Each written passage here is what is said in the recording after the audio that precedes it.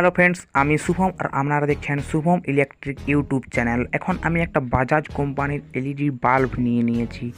এরপর এই এলইডি বাল্বটা আমি কিন্তু আপনাদের সামনে রিপেয়ারিং করে দেখাবো। এই পদ্ধতিতে যদি আপনারাও রিপেয়ারিং করেন তাহলে কিন্তু আপনাদেরও কোনো খরচা হবে না। কিন্তু তাই আমি বলছি যে ভিডিওটিতে একটি লাইক করে দিন আর চ্যানেলটিতে অবশ্যই সাবস্ক্রাইব করে দিন। এখন আমি দেখতে পাচ্ছেন যে এই ডুমটা কিন্তু জ্বলছে না।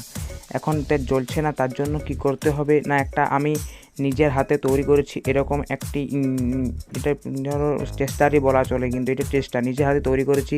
আপনারা কিন্তু তৈরি করে নেবেন এরকম ধরনের একটি টেস্টার। এবং এইটি দিয়ে কিন্তু টেস্ট করে দেখতে হবে যে কোনটি জ্বলছে এবং কোনটি জ্বলছে না। এখন দেখতে পাচ্ছ আমি প্রত্যেকটি ডুম চেক করে দেখছি যে কোনটিতে ঠেকালে জ্বলছে এবং কোনটিতে জ্বলছে না। এখন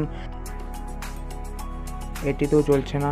এখন এরপর দেখুন এই বাল্বটি কিন্তু আমাদের নষ্ট হয়ে গেছে। এখন এই বাল্বটি আমি কিন্তু এখান থেকে তুলে নিয়ে আমি এখানে কিন্তু সোল্ডারিং আয়রন করে দেব।